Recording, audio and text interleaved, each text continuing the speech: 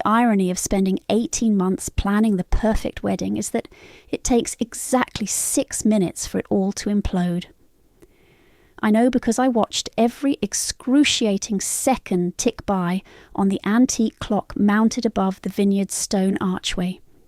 My name is Emma, and this was supposed to be my fairy tale ending. Instead, it became the beginning of something much darker. "Emma, honey, we need to make an announcement," my mother whispered, tugging at the sleeve of my custom-made gown. "The guests are getting restless."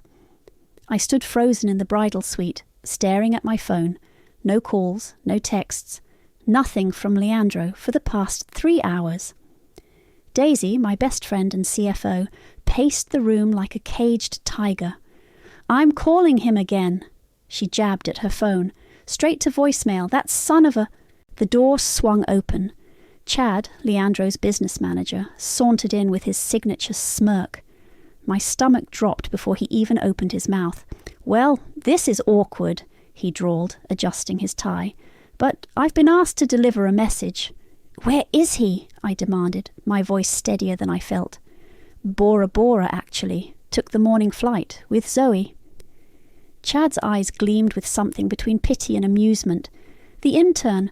The room went silent, then came the sounds. Dozens of phones pinging simultaneously from the reception hall. My own phone buzzed in my hand.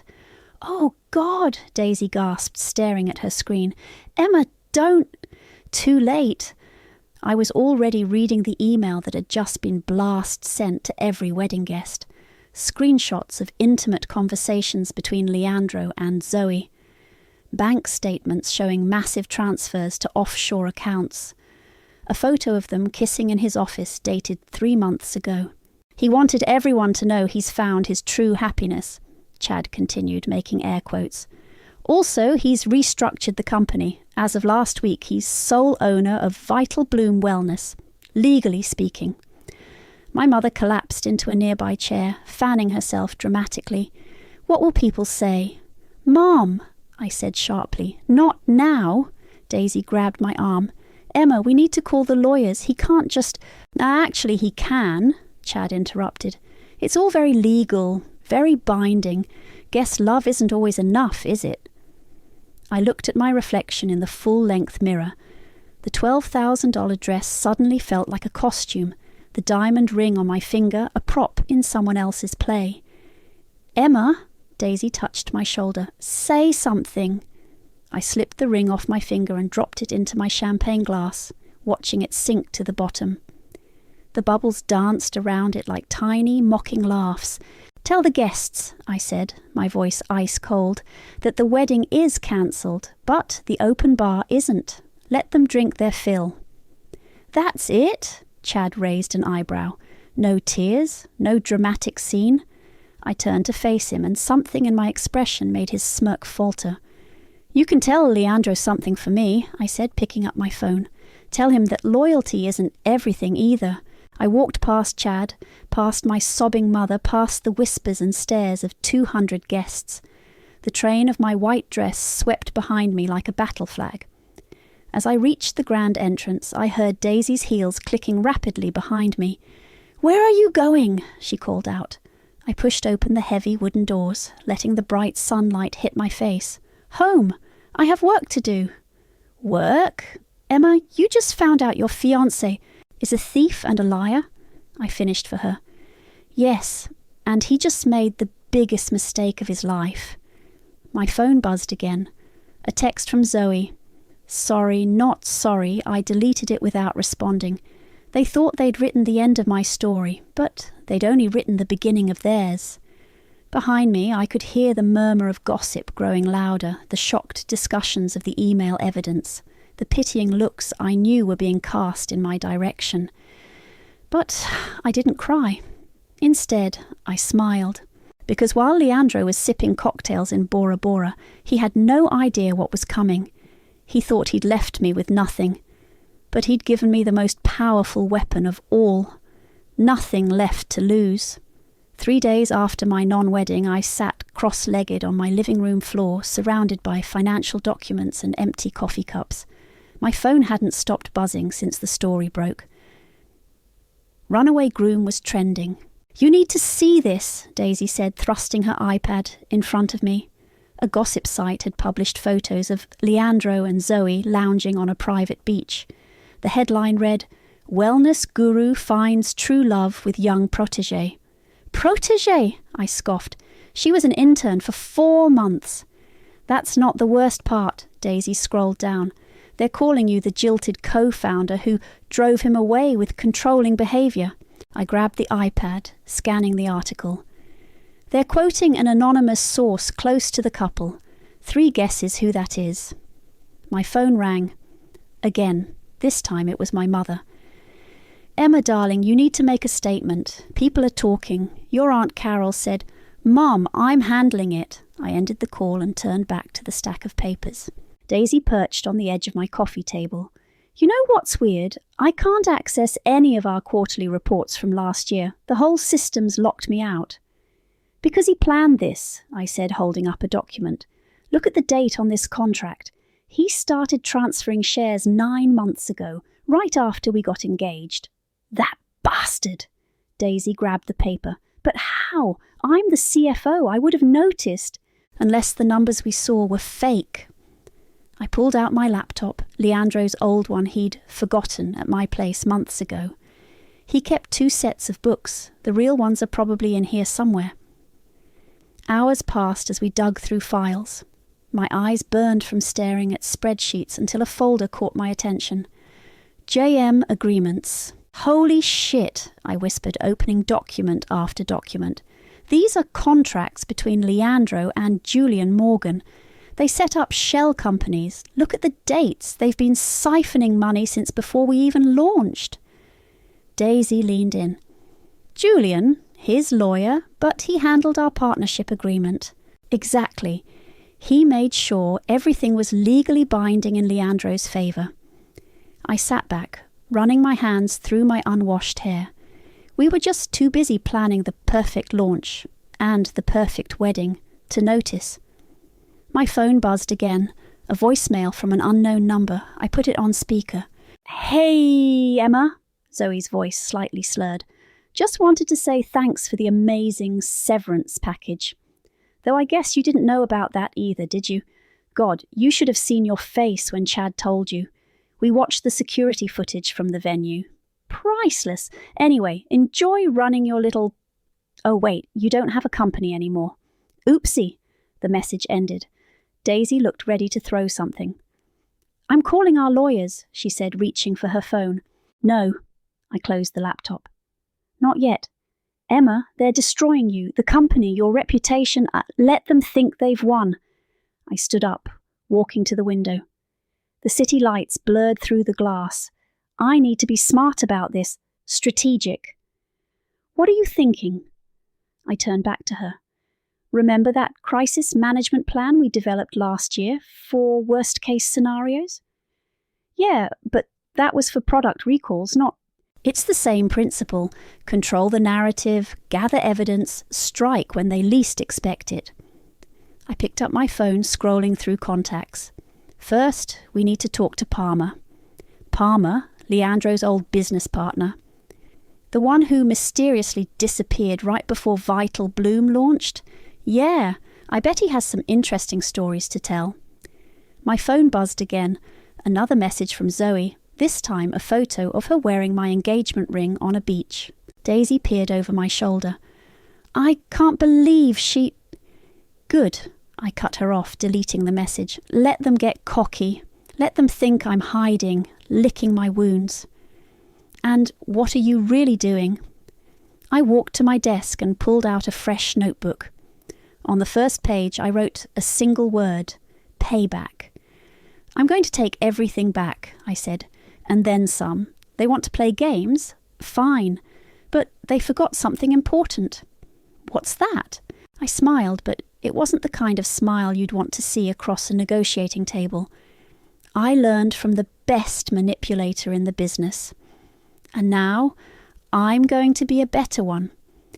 "You're handling this remarkably well," Palmer said, stirring his coffee in the quiet corner of the cafe. "When Leandro screwed me over, I drank myself stupid for a month. I adjusted my sunglasses, watching people pass by outside. I can't afford to fall apart. Not when there's so much at stake. Smart girl. He pulled out a worn leather portfolio. I kept everything, emails, contracts, original designs, proof that Vital Bloom was my concept before Leandro refined it. Why didn't you fight back? Palmer's laugh was bitter. He threatened to expose some personal issues. I had a gambling problem back then. He knew it would destroy my credibility. I leaned forward. And now? Now? He slid the portfolio across the table. I'm 5 years sober and done being afraid. Use it. All of it. Back at my apartment, Daisy was orchestrating our digital warfare. The sympathy hashtags are working. Team Emma is trending. Perfect. I opened my laptop, pulling up Instagram. Time for phase 2. I posted a photo of myself at a local women's shelter helping serve meals. Caption: sometimes life's greatest setbacks lead us to our true purpose. You aren't giving back? Healing. Subtle, Daisy smirked. The comments are flooding in already. My phone rang. Julian Morgan, Leandro's lawyer. I put it on speaker. Emma, darling, his voice oozed concern. I've been trying to reach you. This whole situation is unfortunate, but perhaps we can discuss a settlement. Julian, how thoughtful. I winked at Daisy. I'm still processing everything. It's all so overwhelming. Of course. Why don't we meet? Just us. No lawyers. I'd like that. I made my voice crack slightly. I have so many questions about the company structure. After hanging up, Daisy shook her head. He's fishing. Let him fish. I opened Palmer's portfolio. Meanwhile, look what I found. The documents revealed everything, how Leandro had stolen Palmer's business plan, the original formulas, even the brand name. But more importantly, they showed a pattern. He does this every time, I said, spreading out the papers. Finds a partner, gains their trust, then discards them. Palmer, that startup in Seattle, now me. Emma, look at this. Daisy pointed to her screen. Zoe just went public with their engagement. They're planning a beach wedding in Bali. How original. I checked my watch. Time to call that press conference. 2 hours later, I stood before a room of reporters. Camera flashes popped as I dabbed at fake tears. I want to congratulate Leandro and Zoe, I said, my voice steady. Love is unpredictable, but what's predictable is good business practice, which is why I'm announcing an internal audit of Vital Bloom's finances. The room erupted with questions. I held up my hand. As a co-founder committed to transparency, I believe our investors deserve to know exactly how their money has been managed. Every transaction, every decision, every transfer. My phone buzzed immediately after. A text from Julian. You're making a mistake. I was drafting a response when another message arrived. Anonymous, through my website's contact form. Be careful, you're not the only one playing the long game. Daisy read it over my shoulder. Should we be worried? No. I closed my laptop. We should be ready. That evening I met Julian at an upscale bar. He was already 2 martinis in. Emma, he sighed. This audit idea, drop it. Some things are better left uncovered. I sipped my water. Like the shell companies. His hand tightened around his glass. I don't know what you're talking about. No? I pulled out my phone, playing a recording. Julian's voice discussing offshore accounts with Leandro, dated 6 months ago. Where did you get that? Does it matter? I stood up, dropping a USB drive on the table. What matters is where it's going if you don't help me. Are you blackmailing me? I'm offering you a choice. I gathered my purse. Leandro's going down. You can go down with him, or you can do the right thing, for once. I headed for the door, then turned back. Oh, and Julian, I'd check those Cayman accounts soon. Seems they're not as secure as you thought. His face went pale. As I walked out, I could feel his world crumbling behind me, just like mine had on my wedding day. But unlike my wedding day, this time I was the one holding all the cards. "You look exactly the same," Nora said, standing in my doorway like a ghost from the past. My sister, 5 years gone, now suddenly here because our mother was worried. "What are you doing here?" I kept my hand on the door, ready to close it. "Can't a sister check on her sister?" She pushed past me into the apartment. "Nice place. The wellness business must be good. Or was anyway. Cut the act, Nora. Mom sent you to damage control, right? Protect the family name?" She dropped onto my couch, looking around at the wall of evidence I'd built. Photos, documents, timelines, all connected with red string. "Wow, you've gone full conspiracy theorist." "It's not conspiracy when it's true." I crossed my arms. "Like when you told Jason about my college acceptance before I could?" "That was true too." "God, Emma." Nora rolled her eyes. "Are you still hung up on that? It was 15 years ago." "You knew I wanted to tell him myself. Instead, he broke up with me because you convinced him long distance wouldn't work. I did you a favour. He was holding you back." My phone buzzed. A news alert. I grabbed it, then felt my stomach turn. Photos of Leandro and Zoe splashed across my screen. Him down on one knee on a white beach. "Already engaged," Nora commented, reading over my shoulder. "That was fast." 3 months of dating will do that," I said bitterly. "Or should I say 3 months of public dating?" "Emma," Nora's voice changed. "There's something you should—" My laptop chimed. Daisy was calling. "Emma, turn on Channel 7 now." I grabbed the remote. Leandro's face filled the screen, standing at a podium. "While recent events have been challenging, Frida," he was saying, "Vital Bloom remains committed to our mission of wellness and authenticity. That's why I'm announcing our expansion into Asia, with full backing from our board." "That's my market," I hissed. "Those were my connections." "In light of recent allegations," he continued, "I want to be transparent. Yes, my personal life has changed, but business is business. And speaking of business," he smiled directly at the camera, "Emma, if you're watching, the audit was a cute threat, but maybe check who actually owns those accounts before making accusations." The press erupted with questions. I muted it, hands shaking. "He's bluffing," Daisy said through the laptop. "He has to be." "No." I sat down hard. "He knew we'd go after the Cayman accounts. He's already moved everything." Nora watched me carefully. "You really hate him, don't you?" "Hate doesn't cover it." I unmuted the TV as Zoe joined Leandro at the podium, her hand possessively on his arm. "We're just so excited to start this new chapter," she gushed, "both personally and professionally. I've learned so much from Leandro about business, about life." I froze the screen, staring at her face. Something clicked. "Nora," I said slowly, "how did you know to come today? Really?" She wouldn't meet my eyes. "Nora, I knew Zoe before," she finally said. "She's my goddaughter." The room went silent except for Daisy's sharp intake of breath through the laptop. "Your goddaughter?" My voice was deadly quiet.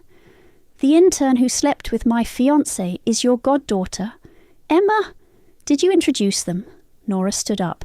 "It's not what you think." "Did you introduce them?" "Yes, okay, yes. At that charity gala last year, but I didn't know." I laughed, but it wasn't a happy sound. "Get out. Emma, please, let me explain." "Explain what? How you orchestrated this? Was this another favour like with Jason? Another way to help your little sister?" "I did it to make you stronger," Nora shouted. "You were settling. For a man who didn't deserve you, for a company that wasn't fully yours." "Get out!" I screamed, throwing my phone.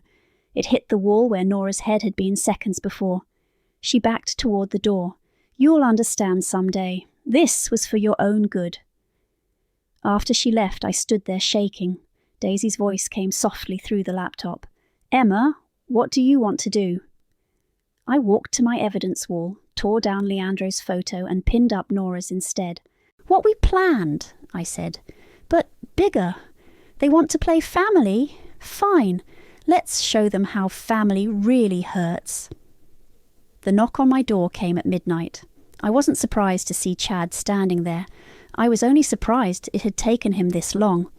"Nice pyjamas," he smirked, eyeing my oversized t-shirt. "What do you want?" He held up a thick manila envelope. "To help you destroy him." I let him in, but kept my distance. "Why should I trust you?" "Because—" He dropped the envelope on my coffee table. "Leandro screwed me over too. 6 years of bonuses, promised partnerships, all gone to his offshore accounts." I opened the envelope. Inside were documents, emails, bank statements, a paper trail of Leandro's deceptions. "Why now?" I asked. "Why not when he left?" "Timing." Chad sat down uninvited. "You made waves with that press conference. The board is nervous. They're starting to ask questions. Questions you can't answer without implicating yourself." His smile tightened. "Smart girl." My phone buzzed. "Daisy, don't trust him." "These are interesting," I said, flipping through the papers. "But what's your angle?" "Let's just say I want front row seats to the show." He leaned forward. "And maybe a producer credit." Before I could respond, my laptop chimed with an alert. Breaking news, Leandro was hosting a virtual gala for potential Asian investors. "Perfect timing," Chad said. "I have access to their streaming platform." I raised an eyebrow. "Still have his passwords?" "Better." He pulled out his phone. "I have the admin keys. We can interrupt his little party any time we want." The gala was already in full swing. Leandro stood at a podium, Zoe by his side, addressing webcams and screens. "Our expansion represents a new era of wellness," he was saying. "An era of truth, transparency." "Now that's ironic," Chad muttered, typing rapidly on his phone. Suddenly the screens behind Leandro flickered. A new video appeared, security footage from the office. Zoe's voice rang out. "These investors are such idiots," Recorded Zoe laughed. "They'll believe anything if you say it's holistic or organic. God, I can't wait to take their money." The footage cut to more clips. Zoe mocking investors, bragging about manipulation, discussing their plan to push me out. Chaos erupted in the virtual gala. Investor screens went dark one by one. Leandro's face turned purple as he tried to regain control. "That was you?" I asked Chad. "I keep everything." He smiled. "Never know when you'll need leverage." My phone rang. Leandro's name flashed on the screen. "You've gone too far," he snarled when I answered. "You're not ready for what's next." "Bring it," I said, and hung up. Chad was watching me with an odd expression. "You know, we make a good team." "We're not a team." I gathered the documents. "We're temporarily aligned." "Come on, Emma." He moved closer. "You can't tell me you don't feel this connection." I stepped back. "The only thing I feel is suspicion. Smart and beautiful." He reached for my hand. "Leandro was an idiot to let you go." "Don't." I pulled away. "I'm not interested in being anyone's revenge rebound." "Fine." His tone cooled. "But remember, I can be a powerful ally or a dangerous enemy." "Is that a threat?" "A fact." He headed for the door. "Think about it, Emma. You're good at this game, but you're not the only player." After he left, Daisy called immediately. "Tell me you're not trusting him," she said. "Of course not." I walked to my evidence wall, pinning up Chad's photo. "But he just gave us ammunition we couldn't get anywhere else. And when he turns on you, he will." I connected Chad's photo to Leandro's with red string. That's why I recorded our entire conversation. My phone buzzed again, a message from Nora. "We need to talk. It's about Chad." I deleted it without reading further. Let them all plot and scheme. Every betrayal was just another weapon in my arsenal. The gala footage had already gone viral. A jam vital bloom scam was trending. Investors were pulling out. I poured myself a glass of wine and watched the chaos unfold online. Tomorrow would bring more battles, more betrayals. But tonight, I'd savour the first taste of victory and plan for the war ahead. All of Leandro's assets are frozen, Daisy announced, bursting into my apartment. The SEC is investigating. Board members are jumping ship. We did it. I barely looked up from my laptop. Not yet. Watch this. I turned up the volume on a podcast interview. Zoe's face filled the screen, tears streaming down her cheeks. I just couldn't stay silent anymore, she sobbed. The manipulation, the lies. Leandro isn't who I thought he was. He used me to get to Emma's contacts in Asia, then threatened to ruin my career if I didn't play along. Holy shit, Daisy whispered. She's throwing him under the bus. Keep watching. I've made terrible mistakes, Zoe continued. Emma, if you're listening, I'm so sorry. He told me you were embezzling funds, that you were going to destroy the company. I believed him because, she paused dramatically, because that's what he did to his last 3 partners. My phone exploded with notifications. I.e. Leandro Exposed was trending. Karma's a bitch, Daisy grinned. Speaking of bitches, I pulled up another screen. Look who just landed at JFK. The security footage showed Nora walking through the terminal, looking nervous. Your sister's back? Why? Before I could answer, my door burst open. Nora stormed in, wild-eyed. Turn off your phone, she demanded. Now! Hello to you too, I said coolly. Emma, I'm serious. Zoe's threatening to sue me for defamation. She says I introduced her to Leandro knowing his history. She's twisting everything. Funny how that works, isn't it? I closed my laptop. Betrayal hurts, doesn't it? You don't understand. Nora paced frantically. She has emails, messages between us from last year. She's making it look like we planned this together. Did you? What? No, I mean... She stopped pacing. I knew about his past, the failed partnerships, the stolen ideas, but I thought, if you knew... You thought what? I stood up, anger finally breaking through. That destroying my wedding, my company, my life would somehow help me. I thought you'd fight back, she shouted. All your life you've played it safe, the perfect daughter, the perfect partner. I wanted you to wake up.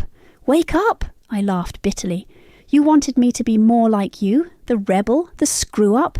I wanted you to be strong. I was strong. I slammed my hand on the desk. I built that company from nothing I loved with my whole heart. That was strength, Nora, real strength, not your twisted games. My phone rang, Chad's name flashing. Don't answer that, Nora said quickly. He's working with Zoe. What? They're lovers, have been for months. The whole intern story was a cover. Daisy grabbed my phone before I could answer it. It makes sense. The security footage, the admin access. I walked to my evidence wall, staring at the connected threads. They played us all. Leandro, Chad, Zoe, and you. Emma, please. Nora stepped toward me. Let me help fix this. Fix it? I turned to her. You did this to destroy me. No. Tears spilled down her cheeks. I did it to make you stronger. And look at you now. You're unstoppable. Unstoppable, I gestured to the wall. I'm surrounded by betrayal. Every person I trusted. Except me, Daisy said quietly. I looked at my best friend, then back at my sister. The pieces clicked into place. You're right, I said to Nora. I am stronger now, strong enough to do this. I pulled out my phone, dialing a number. What are you doing? Nora asked. Calling the SEC. I'm sure they'd love to hear about your involvement in corporate espionage. Emma, no, I'm your sister. You stopped being my sister the moment you chose to help me. I pressed call. Sometimes being strong means cutting out the cancer. As Nora collapsed into tears, Daisy touched my arm. Are you sure about this? I watched my sister cry, remembering all the times she'd helped me in the past. All the manipulation disguised as tough love. Yes, I said, as the line connected. It's time everyone learned that karma doesn't play favourites. And neither did I. Not anymore. The boardroom fell silent as I walked in. 12 pairs of eyes followed me to the podium, where just last month Leandro had stood triumphant. "Lady and gentlemen," I began, "you've read the headlines, you've seen the evidence, but today isn't about scandal, it's about survival." I clicked through my presentation. Charts showed plummeting stock prices, cancelled contracts, fleeing investors. "Vital Bloom is bleeding," I continued, "but not because of me, because of fraud, embezzlement and betrayal at the highest level." The door burst open. Chad strode in, straightening his tie. "Sorry I'm late," he smirked. "Traffic was murder." Perfect timing. I switched to the next slide. Let's talk about internal conspiracy. Security footage played across the screen. Chad and Zoe in intimate encounters discussing their plan, dividing up shares. "That's doctored," Chad snapped, but his face had gone pale. "Is it?" I played the audio. "Because the SEC seems to think it's quite real, as do the police." On cue, 2 officers entered the room. "Mr. MacDonald," one said, "you're under arrest for conspiracy to commit fraud and corporate theft." As they led Chad away, I turned back to the board. "Now, about the company's future." 2 hours later, I stood at a press podium of my own. Cameras flashed as I delivered the news. Effective immediately, I am assuming the role of CEO. The board's vote was unanimous. Questions exploded from the crowd. "What about Leandro?" "Where's Zoe?" "How did you uncover the conspiracy?" I held up my hand. "One at a time." "Yes, Sarah." "Sources say Leandro was arrested in Bali." Comment? "No comment on ongoing legal matters." Next. "Is it true Zoe Tran has agreed to testify?" I smiled. "Ms. Tran has chosen to cooperate fully with authorities. Her testimony will be illuminating." Back in my new office, Leandro's old office, Daisy poured champagne. "To karma," she toasted.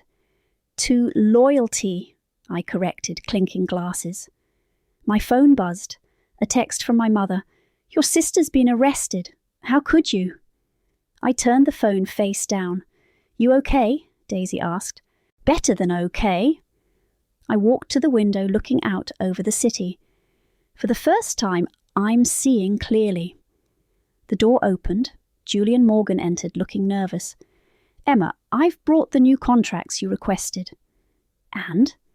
"Everything's transferred back to your name. The Asian partnerships, the patents, everything." "Good." I took the folders. "You can go." "Emma," he hesitated, "about my role in all this." "Save it. Your immunity deal depends on your testimony. Don't mess it up." After he left, Daisy laughed. "Look at you all CEO mode." "Someone has to clean up this mess." I sat behind the desk. My desk now. Speaking of which, my computer chimed. Chad was calling from jail. "Emma, listen," he said when I answered. "We could still work something out. I know things that could help you. Goodbye, Chad." I hung up. Another call came through. Unknown number.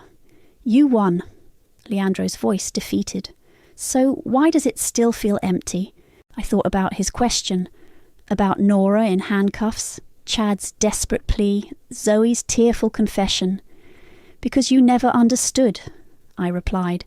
"This wasn't about winning. It was about truth." "Truth?"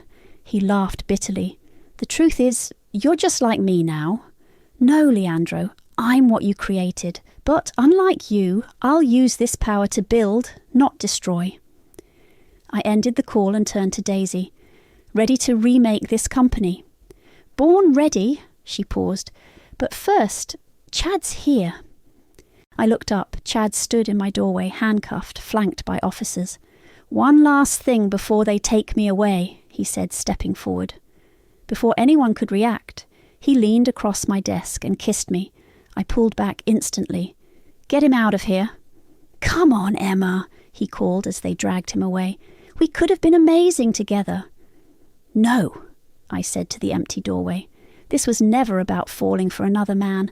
This was about falling back in love with myself. Daisy raised her glass again. "Now that's a revenge story worth telling." I picked up my champagne, watching the bubbles rise. No, it's a resurrection story, and it's just beginning. The Bora Bora sunset painted the sky in shades of revenge, deep reds and burning oranges. I sat on the same beach where Leandro had proposed to Zoe, sipping a coconut drink and watching my phone light up with notifications. Vital Bloom stock hits record high. Wellness Empire's remarkable turnaround. Emma proves nice girls can finish first. A shadow fell across my lounger. Nora stood there thinner than before, her prison tan fading. "How did you find me?" I asked. "Mom," she sat on the sand beside me. "I just got out yesterday. Early release for cooperation. Congratulations. Emma, please, can we talk? Really talk?" I studied her face, the same face that had convinced me to trust her so many times before. But something was different now. The manipulation in her eyes had been replaced by something raw, genuine. "I'm listening." "I watched your interview," she said. "The one where you talked about family betrayal, about me." She swallowed hard. "You were right, I was toxic. I called it love, but it was control. My phone buzzed again. A video was trending. Zoe's tearful courthouse confession about her relationship with Chad, their scheme to destroy Leandro and me both. "Karma's having a field day," I mused. "That's why I'm here." Nora pulled out her phone, showing me a message from Zoe. "She's writing a book about all of us. She wants to paint herself as the victim." I laughed. Let her. The truth has a way of surfacing. Like it did with me, our eyes met. For the first time, I saw my sister. Really saw her. Not the manipulator, not the betrayer, but a broken woman trying to fix herself. "You know what the hardest part was?" I asked. Not Leandro's betrayal, not the company. It was realizing my own sister thought I was too weak to handle life without her interference. I was wrong. Tears slid down her cheeks. "You were always the strong one. I was jealous. You built something real while I just destroyed things." My phone rang. Daisy's face appeared on screen. "Turn on CNN now." I pulled up the news app. Leandro was being led out of court in handcuffs, his designer suit replaced by prison orange. 15 years, Daisy said. "No parole." "Good." I ended the call and turned back to Nora. "Justice comes in many forms." "What about my justice?" she asked quietly. "Do I get a chance to make things right?" I stood up, brushing sand from my dress. "That depends." "On what?" "On whether you've learned the difference between helping and hurting." A notification popped up, a viral video of Zoe crying about how it all ended. The comments were brutal, calling out her fake tears and manufactured victimhood. "I have learned," Nora said, "the hard way." I offered her my coconut drink. "Then maybe it's time for both of us to learn something new, like forgiveness." She took a sip, then smiled tentatively. "I'd like that." We walked along the beach as the sun sank lower. My phone kept buzzing with updates, Chad's guilty plea, Julian's testimony, the company's soaring success. "You know what's funny?" I said, stopping to watch the waves. "Leandro thought leaving me at the altar would destroy me. Instead, it set me free." "Free to be what? A corporate shark?" "No," I smiled. "Free to be myself. No pretenses, no perfect image to maintain. Just me, strong enough to succeed, strong enough to forgive, and strong enough to know the difference. And wise enough to know when to wear waterproof mascara." Nora gestured at my face. I wiped away tears I hadn't realized were falling. "Something like that." My phone buzzed one last time. A message from Leandro. "I underestimated you. I'm sorry." I deleted it without responding. Some chapters don't need closure, they just need to end. "Ready to go?" Nora asked. I took one last look at the beach where so much had changed. He left me in a white dress, crying over broken dreams. But I walked away wearing his crown, ruling the empire he thought would break me. Yeah, I said, linking arms with my sister. I'm ready for whatever comes next. Because sometimes the happy ending isn't about finding love. It's about finding yourself